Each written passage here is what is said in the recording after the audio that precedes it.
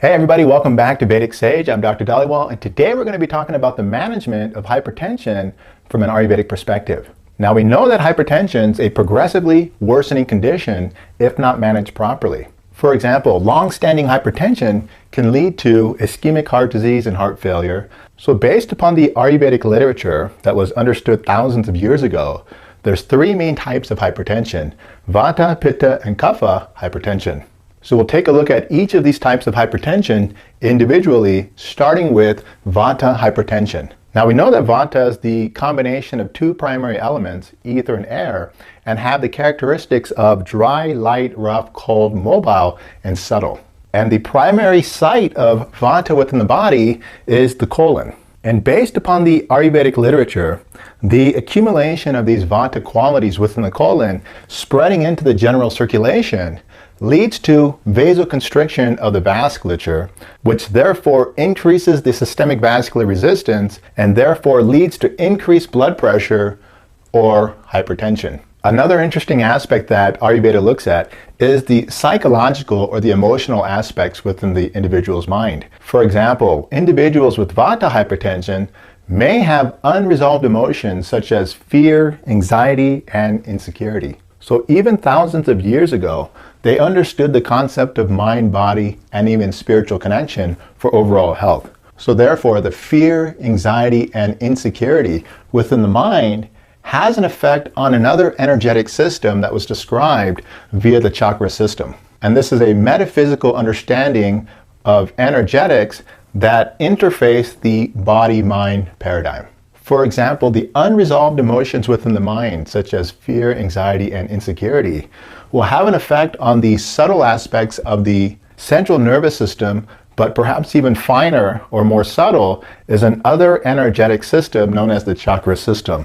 And it's been explained that the Vata type individuals that have Vata hypertension manifest these energetics through the second chakra known as Swadhisthana, and therefore increasing the vascular tone or vasoconstriction and therefore increasing the blood pressure. Therefore, the primary management for Vata type hypertension is focusing on detoxifying the colon, for example, with an enema. From the Ayurvedic literature, they explain a Dashamula Basti. Dashamula Basti is an enema that has an herbal concoction of 10 herbal roots made into an enema that helps to detoxify the colon and therefore help to manage the primary cause of Vata type of hypertension. Another interesting aspect or perspective for the Vata type hypertension is the ongoing aspect of movement of the Vata individual or the Vata dosha. Therefore, these individuals need rest and relaxation. And during this rest and relaxation, ultimately, one should go into the unresolved emotions such as fear, anxiety, and insecurity to ultimately go into the underlying cause of this type of hypertension. Another consideration for Vata type of hypertension is the herbal combination or formula of Dashamula, Ashwagandha, Shatavari, and Tagara. These herbs will help to pacify the Vata dosha and therefore helps for the overall management of Vata type hypertension. Likewise, the consumption of half a teaspoon of Triphala at night.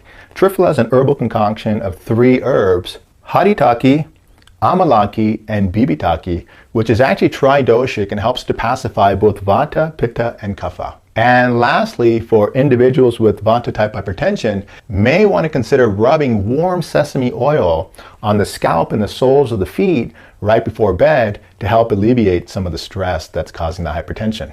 Now we're going to talk about the management of Pitta type hypertension. And we know that Pitta is the combination of 2 elements, fire and water, that have the characteristics of hot, sharp, light, liquid, mobile, and oily.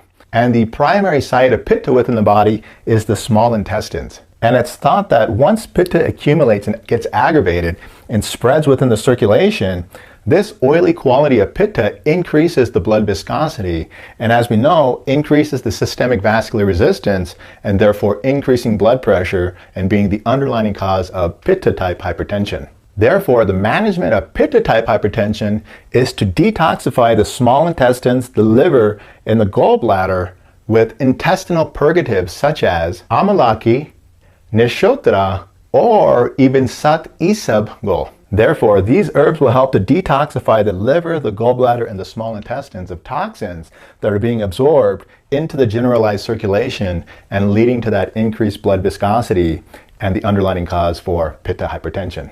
If there's excess qualities of Pitta within the generalized circulation, we would want to consider certain herbs that would pacify that Pitta dosha within the Rasa or Rakta Dhatu, which we've talked about in the past, which happens to be the plasma in the blood tissue. Therefore, you would want to consider specific herbs such as Shatavari, Gulwal Sattva, or even Jatamamsi.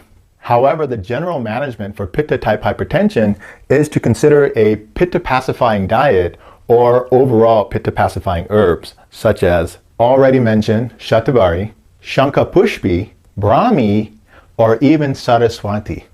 These herbs will help to pacify the Pitta type hypertension and therefore help to decrease the blood pressure for these individuals.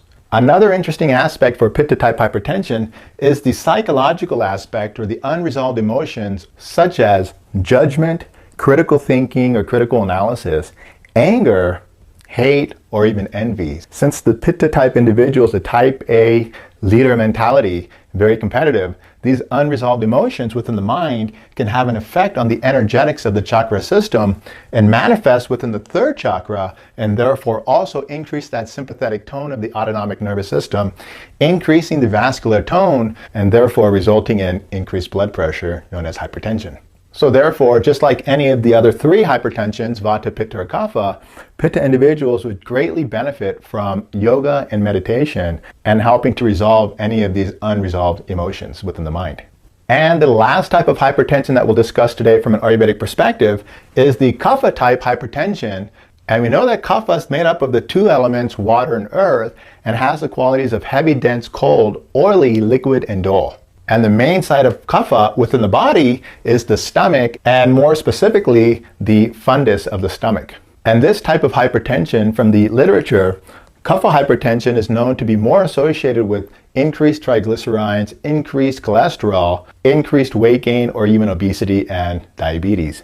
So because of this increased fatty-like substances within the blood, for example, triglycerides and cholesterol, this also increases that viscosity of the blood and also promotes the process of atherosclerosis, narrowing down of the artery or the lumen of the artery, therefore increasing the resistance and therefore leading to hypertension. Therefore, Kapha individuals would want to consider herbs such as Shilajit, Punarnava, Gutki, and Saraswati.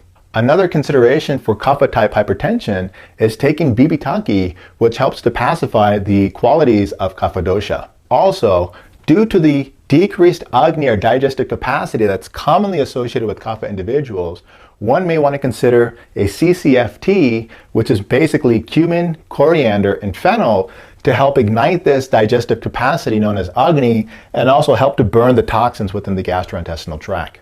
So this was an overall management of hypertension from an Ayurvedic perspective, looking at the three primary types of hypertension, Vata, Pitta, and Kapha type of hypertension. Okay guys, I hope you enjoyed. This was just an overview. If you have any questions, just leave it down below in the comment section. And until we meet next time, take good care.